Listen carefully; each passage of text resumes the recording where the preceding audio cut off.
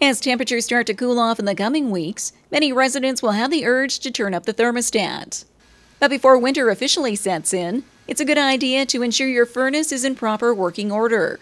From an annual inspection by a qualified professional to ensuring furnace filters are changed on a regular basis, this can all go a long way in ensuring your heating system is working at its full capacity.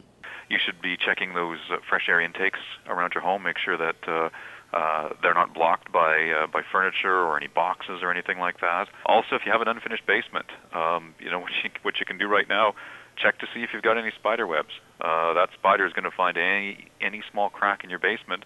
He's looking for a free meal, but that's also where your home is going to be losing energy dollars. So that may be where you need to do some additional basement insulation and sealing up some of the cracks there. And by changing the type of thermostat you have in your home, you can actually save money in the long run. We still have a programmable thermostat rebate on through to the end of March, so that knocks $15 off the price of a programmable thermostat.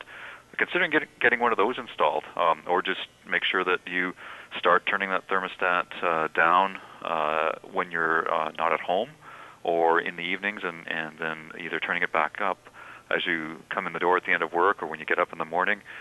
Just looking after that thermostat, every degree you turn that thermostat down, that saves 2% on your natural gas bills. By simply taking a few extra steps as installing weather stripping around windows and doors, you can ensure that the warm air is staying inside your home and in turn creating additional cost savings throughout the coming season.